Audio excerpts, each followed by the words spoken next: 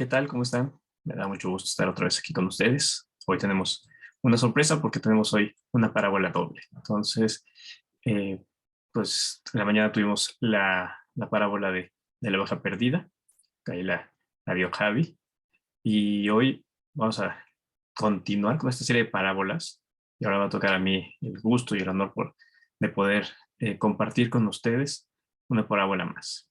Entonces, le doy muchas gracias a todos por poder seguir aquí con nosotros y escuchando estos estudios. Bueno, esperamos que lo que hemos aprendido nosotros en este conocimiento acerca de parábolas y acerca de la Biblia lo podamos estar llevando a ustedes de manera correcta y que también ustedes puedan aprender acerca de todo lo que Jesús decía en esta forma literaria que él usaba, que es tan, tan buena para aterrizar los conceptos a veces que no entendemos o conceptos que son tan celestiales y espirituales que a veces cuando nos ponen con figuras o formas o con situaciones cotidianas las entendemos mejor. Recordemos que las parábolas están hechas para que sean entendidas para las personas que van dirigidas en esa época y para las personas a las cuales está hablando para un tiempo y un público en específico. Pero también nosotros podemos utilizar este término de palabras para adaptarlas un poco a lo que nosotros vivimos en la realidad y sociedad de nuestros tiempos. Entonces siempre es bueno como que aterrizar los conceptos bíblicos de manera más digerible, más fácil, para poder dar a entender pues de la mejor manera un concepto que Jesús necesita que entendamos. Entonces para eso se necesita conocer bien qué es lo que se está diciendo y poderlo llevar en nuestros grupos, en nuestras predis, muchas veces los que predican o los maestros dan ejemplos cotidianos para ejemplificar algo que venía en la Biblia. Entonces, no sé, Miguel otra vez hablaba de la guía del Espíritu Santo como un GPS y cosas así. Entonces, las parábolas, para los que son nuevos aquí o están viendo esto por primera vez, son este tipo de narraciones en las cuales Jesús explica un concepto en términos entendibles para la persona que le está hablando. Entonces, para que le caiga más fácil el qué está comunicando Jesús en ese momento, qué es el concepto que quiere que sus discípulos o que la gente que está ahí aprenda. Entonces, seguimos con esta serie de parábolas. Les doy muchas gracias a todos los que han estado sintonizándolas y pues espero les guste mucho esta segunda parábola del día. Entonces vamos a orar para empezar y darle gracias a Dios por todo lo que nos da Él. Padre, pues cuántas gracias te damos primero que nada porque estamos vivos, gracias porque tenemos vida, que tenemos tu palabra, que podemos aprender de tu palabra y aprender cómo vivir en esta vida, Señor. Te damos gracias por tu amor, por tu misericordia, tu perdón. Gracias porque tú nos has amado y nos has dado una vida increíble, Señor, una vida de plenitud. A veces pensamos que nos faltan cosas, nos falta aprender, nos falta tener algo o cosas que nosotros vemos como necesidades, pero tú nos complementas y nos das esa plenitud a través de todo lo que nos amas y lo mucho que nos enseñas. Te damos gracias, Señor, porque siempre nos quieres llevar a crecer. Te pedimos que hoy las palabras que vamos a estudiar, la enseñanza que hoy vamos a leer, la podamos, la podamos entender muy bien, que abramos bien nuestros corazones, nuestros ojos, nuestros oídos, nuestra mente, para poder crecer en eso, Señor. Que las lecciones que aprenderemos podamos aplicarlas en toda nuestra vida y vivir una vida más como tú la diseñaste y como tú nos enseñaste a nosotros, Señor. Que Jesús sea siempre nuestro ejemplo para crecer y ser mejores personas en esta vida, Señor. Te lo agradezco todo esto y te pido guía mucho este estudio. En el nombre de tu Hijo amado Jesús. Amén. Pues bueno, vamos a compartir la pantalla para ver el, la presentación. El día de hoy vamos a tener esta parábola que nosotros le titulamos la parábola del siervo malvado, que esta viene en el libro, en el Evangelio de Mateo. Entonces, está Jesús hablando con sus seguidores, con sus discípulos, y entre todas estas cosas que está diciendo, ahora toca el paso a una parábola más. Y el contexto es que está hablando con sus discípulos, entre ellos está ahí Pedro, y les dice lo siguiente. Dice, por tanto, si tu hermano peca contra ti, ve y repréndele estando tú y él solos. Si te oyere, has ganado a tu hermano. Mas si no te oyere, toma aún contigo a uno o dos, para que en la boca de dos o tres testigos conste toda palabra. Si no los oyere a ellos, dilo a la iglesia. Y si no oyere a la iglesia, tenle por gentil y publicano. De cierto os digo que todo lo que atéis en la tierra será atado en el cielo, y todo lo que atéis en la tierra será desatado en el cielo. Otra vez os digo que si dos de vosotros se pusieren de acuerdo en la tierra acerca de cualquier cosa que pidieren, les será hecho por mi Padre que está en los cielos. Porque donde están dos o tres congregados en mi nombre, ahí estoy yo en medio de ellos. Espero que nada, Jesús está hablando aquí de la convivencia entre dos personas. Y sobre todo habla de que cuando estamos en unidad, es más fácil y es mejor, porque estando en unidad podemos acercarnos más a Dios. Estamos en paz con nosotros, con nuestro prójimo y con Dios. Entonces es más fácil, y te recomienda Jesús, estar en unidad. Dice, pero hay veces, y esto es normal por el pecado y por la condición humana, que no vamos a estar en acuerdo, que vamos a tener cosas contra nuestro hermano, contra nuestro prójimo, incluso en los matrimonios también con las parejas. Entonces vamos a tener cosas que ahí nos están estorbando. Entonces aquí habla Jesús y dice, cómo tienes que actuar, sobre todo cuando alguien tiene algo contra ti. O sea, porque hay dos maneras. Una, cuando tú tienes algo contra la otra persona, pero ¿qué pasa cuando la otra persona es la que está ofendida o la que te hizo daño? Entonces, aquí Jesús está explicando cómo debemos de lidiar con estas pues, problemáticas entre dos personas. Dice, si tu hermano pega contra ti, ve y repréndele tú y él solo. O sea, no hagas un show, no vayas y digas, ay, es que esta persona me está difamando, me está haciendo, o voy a hacer un chisme, o cosas así que a veces nos gusta para hacernos sentirnos las víctimas y decir, este, eh, háganme caso, o vean qué tan mal me está yendo, o cosas así. Entonces, si tienes un problema, si tienes alguna una situación entre dos personas, ve y háblalo con esa persona, no vayas con alguien más, o ve y dile y se hagan chismes, o sea, eso pasa mucho en cualquier grupo social y más en la iglesia, que cuando hay alguna pelea, algún problema, vas con otra persona y le cuentas, y esa persona le cuenta otra y otra y otra, y se empieza a hacer toda una tensión y un chisme enorme. Entonces aquí Jesús lo que te dice es, vayan y arreglen las cosas de frente y solos, si no hagan ese show. Dice, y si tú lo puedes convencer y hablan y llegan a un término, perfecto. La idea es que entre los dos no haya esa división. Dice, ok, todo suena hasta ahí muy bonito. Dice, ¿qué pasa si no te oye? Dice, si no te quiere oír, si no te quiere escuchar o pedir, o que le pidas perdón o disculparlo, pues utiliza a uno o a dos de tus amigos o gente que ahí se dé cuenta de que tú estás haciendo la acción de pedir perdón o perdonando, para que no quede ya entre los dos nada más el hecho de que no lo perdonaste o si lo perdonaste. Que haya alguien más ahí que te apoye y que sea testigo de que mínimo se está intentando llegar a un acuerdo. Entonces, ese es un segundo escenario entre esta división que hay. Dice, y si no lo oyeren a ellos, dilo a la iglesia. Y si no oyere a la iglesia, tenle por gentil y publicano. O sea, dice, si ya no te van a ir entre dos, pues ve con el pastor y ve con la iglesia. Y si es un problema fuerte, pues arréglenlo entre todos. O sea, el punto es llegar a un acuerdo y no causar división.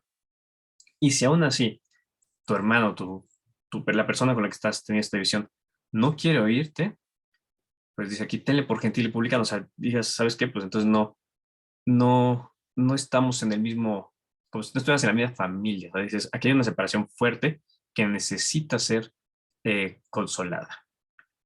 Dice, de cierto os digo que todo lo que atéis en la tierra será atado en el cielo, y todo lo que atéis en la tierra será desatado en el cielo. Y si dos de vosotros se pusieran de acuerdo en la tierra acerca de cualquier cosa que pidieren, les será hecho por mi Padre que está en los cielos. Ahí estamos viendo que entre más personas estén de acuerdo y más personas estén orando por lo mismo, es como si Dios los oyera, y como si estuvieran oyendo un poco más. O sea, a veces el hecho de que muchas personas estén orando por algo en específico hace que pues, esa oración de fe crezca más.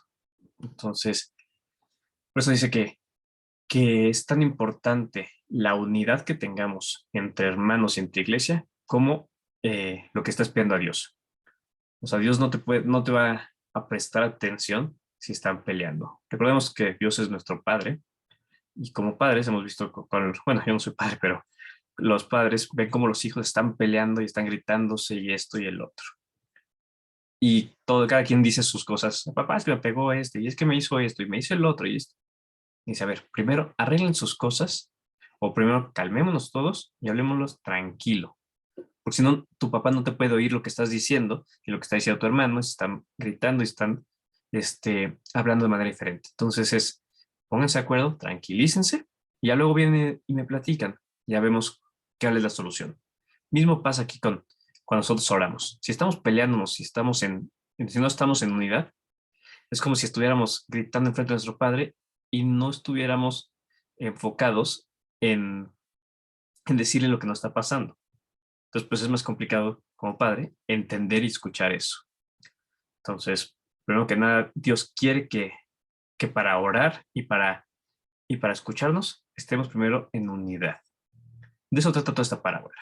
Entonces, esto es el contexto de cómo está. Y mientras Jesús va diciendo aquí estas palabras, a Pedro como que le llega un recuerdo y le llega una situación que dice, ok, va, ¿qué pasa si o ya entendí que si me hacen una falta o si quiero arreglar las cosas, pues así se debe hacer? Pero ¿qué pasa si no las quiero arreglar? Si no quiero perdonar a lo que me hicieron. O sea, ¿en serio tengo que perdonarlo, Jesús? Son una cosa, pedir perdón o arreglar las cosas.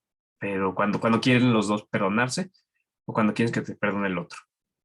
Pero aquí, si tú eres el que está ofendido, si tú eres el lastimado, ¿debes de perdonar? Y pues es una pregunta muy válida porque el sentimiento de dolor, de herida, está en cualquier situación que tengamos en esta vida. O sea, nos pueden herir, pueden decir una cosa, nos pueden hacer otra cosa, pueden fallar y nos van a fallar muchas veces y vamos a sentir heridas. Entonces ¿qué pasa cuando te hieren? ¿Qué pasa cuando tú tienes que perdonar a la otra persona y sinceramente no quieres? O sea, el perdón es un concepto más divino que humano. O sea, los humanos no estamos acostumbrados o no nos sale natural perdonar a una persona. Es solamente cuando Dios produce ese carácter en ti que empieza a hacerlo más fácil. Pero de entrada, cuando te hacen algo, lo primero que dices es, ok, me hicieron algo, me las van a pagar. O voy a vengarme, o a ver justicia, o voy a ver cómo esto no se queda igual. Porque a veces pensamos que si lo dejamos pasar o se queda igual, pues nos estamos viendo muy débiles o somos muy tontos o dejados. Entonces, no, aquí no me voy a dejar. Voy a ser firme y y voy a pues pedir ojo por ojo, diente por diente. Cosas así de venganza. Jesús vino no a traer venganza ni a poner un reino que sea, tú me haces, tú me la pagas, sino vino a cambiar totalmente la mentalidad del ser humano y de los reinos. Vino a decir, ok, aquí si te la hacen, ponle otra mejilla. Y dices, ¿cómo, Jesús? O sea, eso no se puede. Si te la hacen, perdona. Si esto, si el otro. Jesús está buscando la unidad en su pueblo y en la humanidad. Y no está buscando la venganza ni que estemos peleados todos en lo.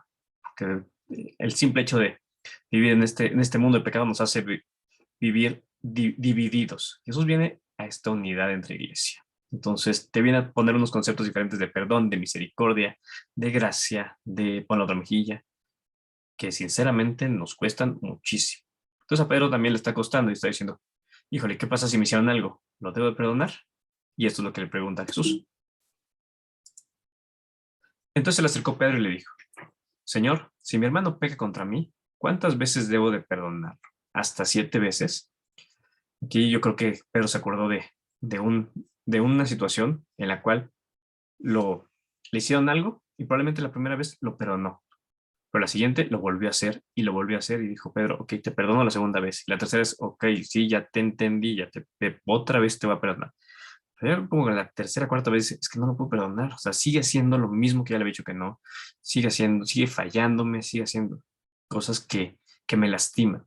Si a alguno le está llegando ahorita el pensamiento, o están acordando de una cosa que les está doliendo recurrentemente, que les han hecho, pues este pasaje y esta parábola le está hablando directamente a ustedes. Todos tenemos algo así que dices, híjole, es que me volví a hacer, y me la volví a hacer, yo ya lo perdoné una vez, pero otra vez ya es una tontería y no me va a dejar. Entonces, Pedro aquí dice, hasta 7 veces lo tengo que perdonar.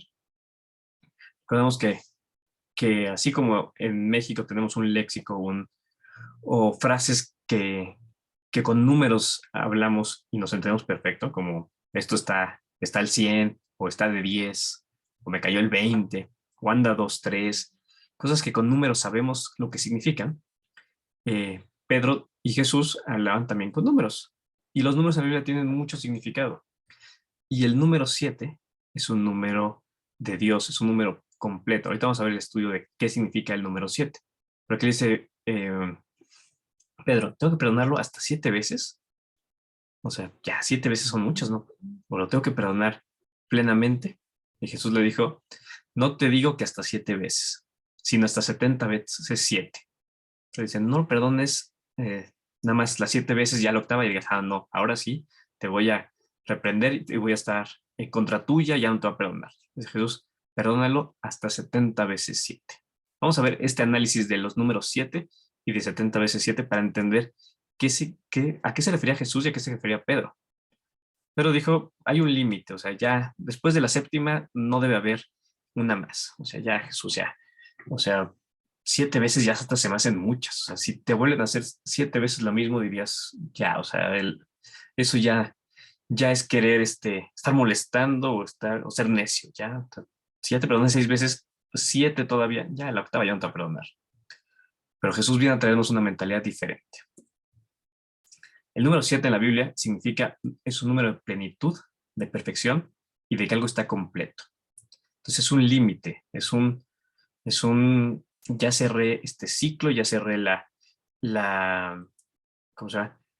Ya cerré el tiempo, ya llegamos al punto donde se acaba algo, donde se perfecciona, donde ya está pleno, donde está lleno. O sea, el número 7 significa eso. En la Biblia lo vemos muchas, muchas, muchas veces. La primera mención que tenemos de este número es Dios hizo el universo y la creación y todo en 6 días, y en el día 7 descansó porque ya estaba completo, ya estaba pleno, ya estaba perfecto todo. Entonces, este número 7 es, como decir, es el número lleno, el número pleno, el número de perfección. Más o menos en nuestro tiempo y en nuestra sociedad, es como el número 10, o sea, el máximo que puedes tener. O sea, está de 10, está perfecto, está completo. Aquí es el número 7. Está hablando de ese número, y Jesús lo entendía perfecto, y Pedro también lo entendía. Decía, lo tengo que perdonar hasta que esté completo, hasta el límite que nosotros nos pusimos ya, o hay un límite más. Y Dios siempre utiliza este número para decir, eh, hasta donde yo diga. O sea, no es hasta donde tú digas, Pedro, hasta tu límite, sino es hasta donde yo diga. 6 días de creación tuvo Dios, y en el 7 descansó en plenitud. 7 días le pidió a Josué que rodeara Jericó antes de que se cayeran las murallas. 7 veces Eliseo le pidió que se sumergiera en el río, en el Jordán, a Naamán, para que se le quitara la lepra. O sea, es hasta el límite de Dios, hasta más allá de tu límite. O sea, es un número donde se completa la orden, donde se completa la plenitud de lo que Dios pide. Los corderos que se tenían que sacrificar tenían que tener menos de 7 días, porque si no ya pasaban el límite también. Hay 7 lámparas del candelabro del tabernáculo. Hay las 70 semanas de 7, profetizadas en el libro de Daniel. Entonces está hablando aquí de cuando se cumpla el periodo del periodo. O sea, cuando esté completo y completo. O sea, cuando vean 7 es cuando esté completo, cuando esté lleno, cuando llegues al límite. Que es el límite del límite, ahí va a ser cuando se cumpla lo que Dios dice.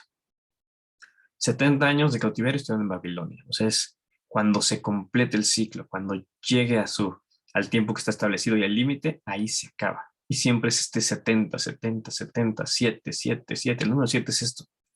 Perfección, plenitud, completo. Un límite más allá del que pensamos nosotros, y en el momento en que se acaban las cosas y se completan. Miguel, todas las predis habla de la palabra tetelestai, que significa consumado es. O sea, hay un límite siempre. O sea, Jesús dice, hasta aquí ya es el límite, aquí ya consumé, aquí ya, llegué a donde tenía que llegar. Hay una meta, hay un límite, una deuda que se tiene que pagar y se pagó, o sea, hasta el último centavo. Y esa es la plenitud y estado completo de algo. Y esto es el 7. Esto es el 7.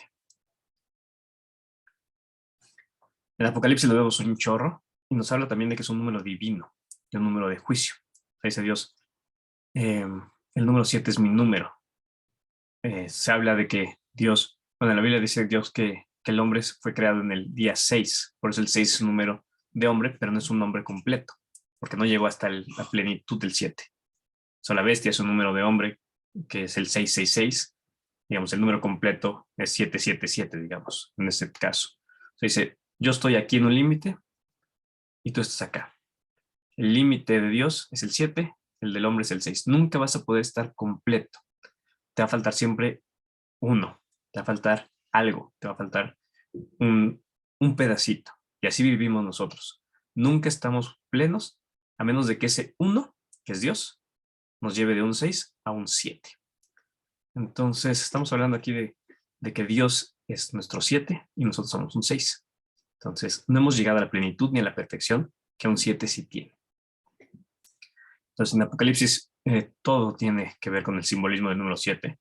7 iglesias de Apocalipsis, 7 cartas, 7 copas, 7 trompetas, 7 sellos, 7 todo, 7 estrellas. Todo Apocalipsis habla del número 7. Está hablando de un tiempo que se cumplió, un juicio y la perfección de Jesús, como cuando regresa y cuando cumple todo lo que había prometido. El año del jubileo es un 7 por 7, que es un año 49. Después del año 49 se cierra el ciclo. Ya todo lo que pasó antes de ese pasa a ser algo nuevo. O sea, 7 es completar el ciclo.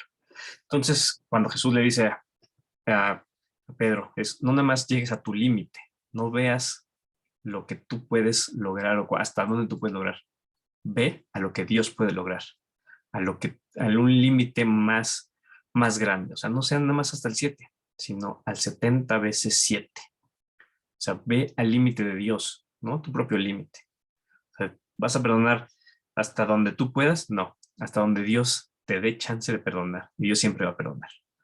Entonces es llevar al extremo y a los pies y a los límites de Dios las cosas que nosotros quisiéramos hacer en nuestros pequeños límites. Ahora, hay una parte muy matemática muy interesante que vimos en este 70 veces 7, porque dices, ok, vamos a tomarlo no tan metafórico el número, vamos a tomarlo literal. 70 veces 7. ¿Qué significa eso? Si tú multiplicas 70 por 7, te da 490. Digamos, ok, si yo perdonara cada segundo, pues serían 490 segundos los que perdonaría. En el 500, yo ya no perdono. ¿Sabes? No son tantos segundos los que pasaría. Y segundo, lo estoy tomando como una medida de tiempo de la vida de los humanos. O sea, ¿cuántos segundos, que pues es un punto muy mínimo en el tiempo, tengo que utilizar y cuánto tiempo debo de perdonar? Es hoy me hiciste algo, entonces empiezan a correr 490 segundos para que te perdone, de perdón. En el 491 te dejo de perdonar. Entonces, si lo ves así, dices, pues es muy poco tiempo. Entonces ya el 491 vas a tener rencor, vas a tener envidia, vas a tener venganza, vas a tener todo esto. ¿Qué significa 70 veces 7? Si lo ponemos en lugar de multiplicación elevado, estamos hablando en 70 a la 7. Dices, ok, más o menos ¿cuánto es eso? El número 70 a la 7 son 8.235.430 millones de segundos. ¿Es mucho? ¿Es poco? Parece ser que es mucho. O sea, parece ser que son muchísimos segundos. O sea, dices, ok, pero ¿cuántos segundos tenemos en la vida? Si Jesús dice, no perdones 490 segundos, que no son tanto en tu vida, sino que perdona 70 veces 7, perdona todas estas cantidades de segundos. Entonces, vamos a analizar si nuestra vida cumple con estos segundos. Un año en segundos son 31, son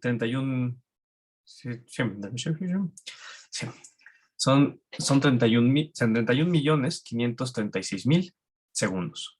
Son muy pocos comparados a los billones de segundos.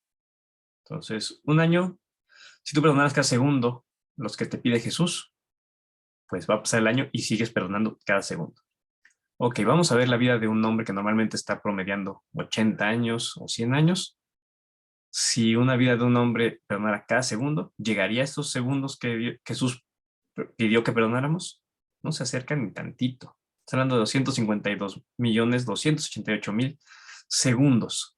No se comparan con los 70 por 7 segundos.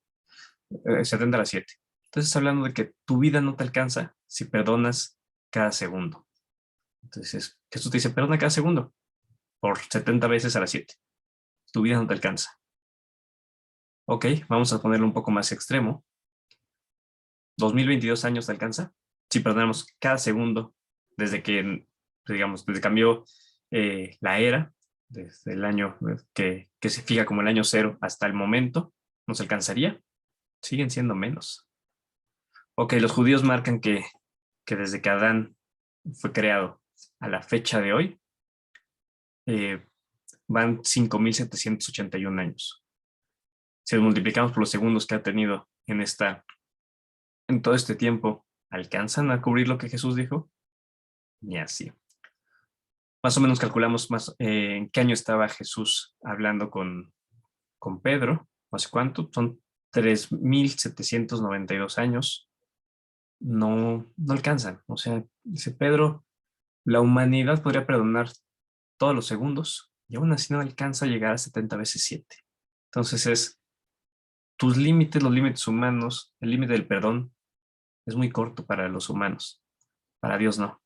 Y Dios te dice, perdona siempre. Perdónalos, ámalos, perdónalos. Perdona 70 veces 7. Siempre, siempre, siempre. Hasta que esté completo el perdón. Y está complicado porque entonces, pues sonaría que somos unos dejados, que somos pues unos mensos tal vez. De decir, pues sí, hazme lo que quieras, te voy a perdonar. Dices, humanamente no es lógico. Humanamente nuestra cabeza no llega a un límite de Dios. Nuestra cabeza es limitada, nuestro pensamiento es limitado. Cuando yo me pongo a pensar en la eternidad, no llego a comprender absolutamente nada. Mi cabeza literalmente hace cortocircuito porque no entiendo el límite de Dios. O sea, mi límite es, no sé, a los 90, 100 años, no sé, la edad que sea que tengas, y ahí se acaba tu vida. Dice, para Dios hay una eternidad. Dices, no entiendo qué es una eternidad, no entiendo cuál es el límite. Mi límite es 70 por 7, mi límite es 7, el de Dios es 70 veces 7. Dios tiene conceptos que no logramos entender, que son más allá. Y eso es la diferencia entre un ser como Dios y nosotros. No tenemos la misma mentalidad, no tenemos el mismo manera de razonar, pero queremos llegar a ser plenos y a perdonar de manera plena como Dios nos pide. Entonces, si no pudiéramos hacer eso, Jesús no lo ha hecho a Pedro, puedes perdonar 70 veces 7. Pero le dice, hazlo, perdona siempre como Dios te ha perdonado. Entonces, son límites, son plenitudes, son conceptos que como humanos nunca llegamos a comprender, pero Dios te dice, perdona siempre. Y esa es la conclusión. O sea, el 70 veces 7, todo esto que acabamos de estudiar ahorita es, perdona siempre. Siempre, siempre. Porque, como dice Miguel, el no perdonar es quererte tomar un veneno esperando que el otro se muera. Te está haciendo más daño a ti que a la otra persona. La otra persona te hizo una cosa, pero él no está remordiéndose de conciencia por si lo perdonas o no. Bueno, a veces sí, pero o sea, puede no importarle.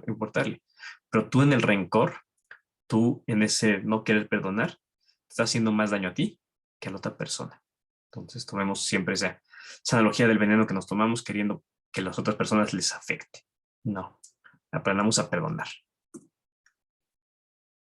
Y en la Biblia hay tres conceptos que hablan de cosas similares, pero que no son lo mismo. Esto es el perdón, la gracia y la misericordia. El perdón, como definición, es dejar pasar una ofensa o una deuda con un propósito mayor. Y aquí aclaro una parte importante. No es aprobar maldad o que no haya consecuencias en lo que te hicieron o lo que hiciste o eso. Solo que hay un propósito mayor para dejarla pasar. O sea, si tú haces algo, vas a tener consecuencias. Y si la otra persona que te hizo algo, también va a tener consecuencias. Y no vas a decir, bueno, no me importa, o sea, pégame, o mátame, o haz lo que quieras, yo te voy a perdonar. Sí, no, las consecuencias van a estar ahí. Las consecuencias van a estar ahí, va a haber justicia, va a haber, si te hacen algo, pues puede ir a la cárcel esa persona. O sea, no es nada más el perdón de a gratis, sin consecuencias. Una de las, perdón, una de las ilustraciones más bonitas que he escuchado también ahí de Miguel es que cuando nosotros cometemos un acto contra Dios o contra nuestro prójimo, es como si claváramos un clavito en una puerta. Vamos, cada vez que hagamos algo, vas y clavas un clavito. 1, 2, 3. Tu puerta puede estar llena de clavitos. Cuando la otra persona te perdona, cuando Dios te perdona, quita todos esos clavos de la puerta. Y ya no existen los clavos. Pero los huecos, los hoyitos, eso sí quedan. Y esas son las consecuencias y la justicia. O sea, no es nada más, ya me borró mis pecados y no tengo, pues puedo hacer lo que quiera sin consecuencias. No, no funciona así. Sino solamente es, ya no los voy a ver tus pecados, ya no van a estar ahí condenándote. Pero las consecuencias de lo que hiciste van a tener que ser pagadas de alguna manera. Entonces, pero el perdón es decir, ok, aquí está lo que me hiciste, lo voy a dejar pasar. Voy a como que tapar los ojos y no voy a verlo. ¿Por qué? Porque hay un propósito mayor para que yo pueda hacer eso. O sea, me importa más tener una relación estable con mi hermano, con mi pareja, con mi mamá, con mi papá, con lo que quieras, que estar rencorosamente teniendo eso ahí no perdonando. Entonces hay un propósito mayor para cual dejar pasar una ofensa o una deuda. Ahora la gracia es otro concepto diferente. En ¿cómo se llama? En el perdón es, pues te perdono, no lo veo, pero aún así como que no te merecerías ese perdón. O sea, pues ya que, o sea, tengo una razón yo para hacerlo. La gracia es diferente. La gracia es, o tal vez el perdón dice, ya me piste perdón, ok, te voy a dar chance, voy a taparme los ojos y porque me viniste a pedir perdón, o porque pues ya me caíste bien, te voy a perdonar. La gracia es todavía más increíble. O sea, es decir, estoy consciente y tú estás consciente de que no te mereces ser perdonado.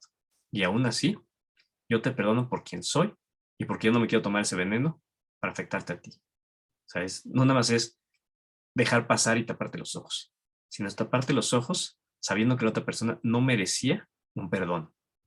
Y eso es lo que hace Dios. O sea, cuando nosotros rompimos nuestra relación con Dios, es decir, pues nosotros no merecíamos que Él nos amara. Y este es un concepto interesante porque decimos, eh, ahora que está pues todo esto, las pláticas de matrimonio y de parejas es, ¿el amor se merece? El amor no se merece. O sea, si una persona te ama, si Dios te ama, si tu padre te ama, si tu madre te ama, no habrá nada que hagas más para ganar más amor. Pero tampoco habrá nada que hagas menos para, para merecer menos amor. Entonces no es, voy a hacer puntos para que me quieran, o voy a perder puntos para que me quieran. El amor es una decisión que la otra persona va a tomar en gracia. A decir, ¿sabes qué? Yo te amo. No me importa lo que hagas. O sea, puede afectar, puede tener consecuencias, sí, pero no es una decisión de si haces más puntos o si haces menos puntos. Tú puedes hacer los puntos que tú quieras para que tu familia, tu pareja te ame, y aún así, si la otra persona no quiere hacerlo, no lo va a hacer. Y tú puedes hacer los puntos menos y en contra que quieras, y si la otra persona decide amarte, lo va a hacer. Entonces, no es merecimiento, no es un favor merecido. Y eso es la gracia. Y Dios nos ama así. O sea, no es que nosotros hagamos actos o que ritos o sacrificios y cosas así para merecernos el amor de Dios. Justamente no lo merecemos y cada día pecamos más, eh, aumentando a esos puntos negativos para que no nos quisiera amar. Pero la gracia hace que Dios nos ame incluso con eso. El tercer concepto aquí es la misericordia. La misericordia habla de la capacidad de sentir compasión por los que sufren y brindan apoyo. Entonces tú empiezas con misericordia, dices, ok, viene esta persona a pedir perdón, ok, voy a sentir compasión por este sufrimiento o que ya está aceptando la humillación, está aceptando el venir a pedirme perdón. Y quiero apoyarlo, quiero sacarlo de esa carga, quiero liberarlo de esa carga. Entonces, lo ves con misericordia y eso te lleva al perdón. O lo ves con misericordia y dices, o tal vez no sientes misericordia y aún así dices, sabes que no se lo merece, pero perdón, y eso es gracia. Entonces, misericordia te lleva al perdón. La gracia también te lleva al perdón, pero una es pensando que se lo merece y otra que no se lo merece. Entonces son tres conceptos que van muy de la mano y que a veces los intercalamos, así decimos, es que tuvo misericordia de mí, ¿sí? O tuvo gracia, o tuve perdón. Y a veces lo utilizamos como sinónimos, pero son cosas diferentes. Ok, llevamos este tiempo y vamos a continuar con la parábola, digamos, en el punto clave de todo esto. Pero es necesario que entendiéramos qué significa todo esto de plenitud, de límites, de perdón, de gracia y misericordia, para que las siguientes palabras que dice Jesús nos hagan aún más sentido. Dice, por eso el reino de los cielos es semejante a un rey que quiso hacer cuentas con sus siervos. Cuando comenzó a hacer cuentas, le llevaron a uno que debía plata por millones. Como éste no podía pagar, su señor ordenó que lo vendieran junto con su mujer y sus hijos, y con todo lo que tenían, para que la deuda quedara pagada. Pero aquel siervo se postró entre él y le suplicó, Señor, ten paciencia conmigo y yo te lo pagaré todo. El rey de aquel siervo se compadeció de él, lo dejó libre y le perdonó la deuda. Este es un ejemplo pues muy claro de cómo nos ve Dios. O sea, nosotros le debemos a Dios millones de pecados. O sea, desde que rompimos nuestra relación, nuestro primer pecado, estamos pecando y pecando y pecando y pecando y pecando y pecando. Y nuestra cuenta va en más de millones de plata. O sea, Dios no tendría por qué perdonarnos. Si Dios fuera solamente un Dios justo, nos haría pagar todo esto. Pero ¿dónde está la clave? Y es la clave digamos, del plan de salvación. Nosotros no podemos pagar, no podemos hacer nada para que Dios nos vuelva a reconciliar con Él. No podemos. Por más de que te digan, no, pues vete de rodillas de aquí hasta allá, o deja de comer esto, o vive en un monasterio, cosas así que dices, me voy a hacer un sacrificio yo para que Dios me acepte. Dice aquí, no puedes pagar tú por algo que es demasiado caro. O sea, solamente lo único que puede pagar es la sangre del Cordero Perfecto. Entonces, tú no lo puedes pagar. Y esa es la primera cosa que tenemos que entender cuando nos vamos a convertir. Nosotros pecamos, debemos y no podemos pagar. Y dices, híjole, entonces pues aquí la ecuación está complicada porque pues no hay manera que Dios me vaya a volver a aceptar. Dice, pero postrándote ante Él y suplicándole perdón, Él se compadece de ti y te perdona la deuda. Así como hizo este rey. Dijo, ok, ya se dio cuenta el rey de que nosotros no tenemos con qué pagar y no vamos a poder, por más que hagamos lo que hagamos. Dice, ¿qué quieres que haga para que me perdones? Dice, póstrate ante mí, suplícame. O sea, pídeme perdón. Por eso cuando hacemos la oración de conversiones, es decir, yo sé que he pecado contra ti, Dios, sé que no hay nada que yo pueda hacer para pagarte la deuda y restablecer mi relación, pero te suplico, por favor, por la sangre de Jesús, que ese es el único pago, que tú aceptes esa sangre como pago de mis deudas. O sea, yo no lo pude hacer, pero Él sí pudo pagar por mí. Entonces, te suplico que tomes eso como pago de mi deuda. Y Dios dice, ok, eso sí lo acepto. Porque la sangre de Jesús sí alcanza, sí llega hasta ese 7, sí llega hasta ese límite para pagar lo que tú debes. Entonces, se compadece de ti y te perdona la deuda. Y así funciona, digamos, el perdón y la misericordia de Dios. ¿Ok? ¿Quieres perdón? Ven y pídemelo. Suplica ese perdón a través de la sangre de Jesús. Y Dios te perdona, porque Él es justo y es amoroso y es misericordioso y tiene perdón. Entonces, esa es la naturaleza de Dios. Él sí nos puede perdonar a través de eso. Ahora, ¿qué pasa con nosotros? Como vimos con Pedro y con Jesús, los conceptos y los límites de Dios a veces son diferentes, bueno, son diferentes a los nuestros. Y si queremos acercarnos a ese 7 y no quedarnos en el 6 humano, tenemos que entender y aplicar los conceptos de Dios. Y así como Dios nos perdonó todo eso que no podíamos pagar, nosotros también tenemos que ser y perdonar a nuestros hermanos, a las personas que nos hicieron ese daño. ¿Qué pasa aquí en la parábola? Después de que lo perdonaron a este siervo, su rey, cuando se dio cuenta que lo que, lo que, lo que debía era demasiado que no lo puede pagar, se salió e hizo lo impensado probablemente. Cuando aquel siervo salió, se encontró con uno de sus consiervos que le debía 100 días de salario y agarrándolo por el cuello le dijo, págame lo que me debes. Sus consiervos se puso de rodillas y le rogó, ten paciencia conmigo y yo te pagaré todo. Pero aquel no quiso, sino que lo mandó a la cárcel hasta que pagara la deuda. Cuando ya sus consiervos vieron lo que pasaba, se pusieron muy tristes y fueron a contarle al rey todo lo que había pasado.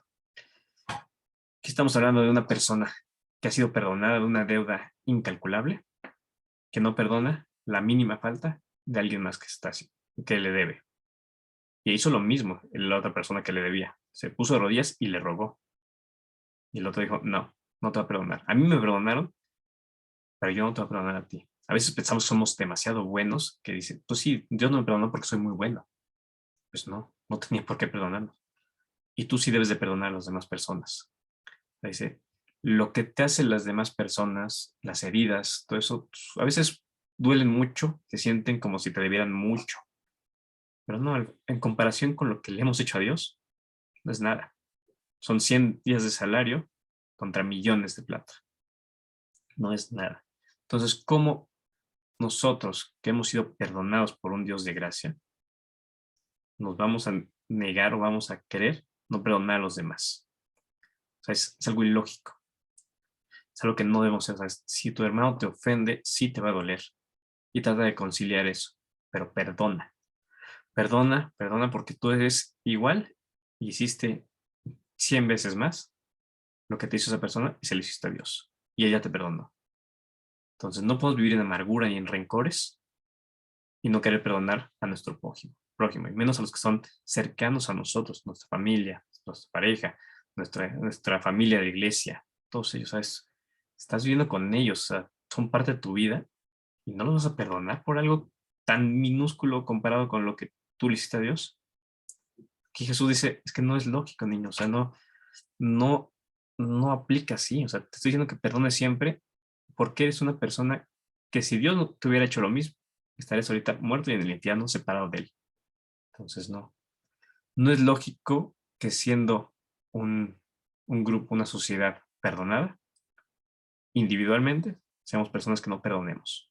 Entonces, no es de Dios, no es de una persona que ha sido perdonada. Entonces, todas las mañanas recordemos lo mucho que nos ha perdonado Dios, todo lo que nos ha hecho, para con esa actitud llegar y perdonar a los demás. Sí, nos van a herir, sí, nos van a fallar, sí, nos va a doler muchísimo y va a tener consecuencias todo eso, pero no debemos dejar de perdonar. Entonces, esa es la lección de esta gran parábola. Entonces, cuando se dan cuenta que el, que el, que el siervo no perdonó a la otra persona, pues van y se lo dicen al rey, o sea, van y se lo dicen a Dios. Dice, esta persona no está perdonando como tú lo perdonaste. Y entonces el rey se enoja muchísimo. Es como si alguien está orando y le dice, Dios, tú ya lo perdonaste a esta persona y esta persona no quiere perdonar a los otros. ¿Qué está pasando? Entonces el rey le ordenó que presentase ante él y le dijo, siervo malvado, yo te perdoné toda aquella gran deuda porque me rogaste. ¿No debías tú tener misericordia de tu consiervo como yo la tuve de ti? Y muy enojado el rey, lo entregó a los verdugos hasta que pagara todo lo que debía. Entonces dice Dios, si tú no aprendes a perdonar primero al que está junto a ti, al que te falló, pues yo tampoco te debería perdonar. Y voy a dejar que las consecuencias pues pasen. O sea, no te voy a estar cuidando. Entonces también te va a entregar al verdugo. Entonces es aquí diciendo Dios, ¿cómo si yo te he perdonado tanto, tú no puedes ir a perdonar a los que te ofendieron? Entonces es una cosa que, pues si lo ves tan claro como Jesús puso, es ilógico no perdonar. Sí, no es fácil, sí nos duele, sí humanamente no tenemos esa capacidad, pero Dios te va a dar la capacidad de perdonar y de amar a las demás personas. Pídesela y vas a ver cómo él va a cambiar tu corazón y va a cambiar el de otra persona. Y va a ver, te digo, no es que no tenga consecuencia lo que te hicieron, sino no puedes vivir en rencores. Y bueno, cuando le platica esto del rey y de los siervos a Pedro, le dice, pues así es el reino de los cielos. Y lo está explicando, así como nosotros hemos explicado esta parábola. Dice, así también mi Padre Celestial hará con ustedes. Si no perdonan a todos, de todo corazón a sus hermanos. Si no los perdonan eh, a sus hermanos, Dios no te va a perdonar a ti. Entonces la gran lección de esto es, Dios te ha perdonado, vives por gracia, vives por perdón y no puedes estar viviendo sin perdonar y en rencor a los demás. Entonces, esa es la gran lección de esta parábola. Pues bueno, entonces, espero les haya gustado esta parábola. Esta se encuentra en el libro de Mateo en el capítulo 18. Entonces, vuelvan a leer, entiéndala, y si tú hoy tienes algo que te duele o que te hicieron y no sabes si perdonar o no, pues aquí creo que hemos encontrado la respuesta. No va a ser fácil, no va a ser natural, no va a ser humano, pero Dios te va a dar esa fuerza para poder perdonar y amar a las personas. Pero no es que se vaya a quedar sin consecuencias. Dios va a traer justicia porque es un Dios de amor, pero también es un Dios de justicia. Pero que no quede en ti el no perdonar. Porque así como tú debes de perdonar, así fuiste perdonado por Dios. Entonces, vamos a orar, vamos a pedirle a Dios que nos dé esa capacidad de perdonar, porque no es fácil, la verdad. Padre, pues cuántas gracias te damos porque a través de estas palabras tú nos has mostrado lo mucho que nos amas y lo muchísimo que nos has perdonado. En verdad no merecíamos ese perdón, pero tu misericordia es enorme, Señor, y esa es la que rige todo esto. Te agradecemos que tú nos has amado y perdonado. Y te pido, Padre, que limpies las heridas, limpies nuestros dolores, limpies todo lo que nos han hecho y también lo que hemos hecho, Señor, para poder pues cicatrizar y estar en paz, Señor. Pero danos fuerza también para perdonar, incluso cuando todavía nos duele, incluso cuando no han cerrado heridas, incluso cuando pensamos que no merece la otra persona perdón. Llévanos a entenderte, llévanos a comprender lo que tú hiciste por nosotros y a perdonar a los demás, Padre.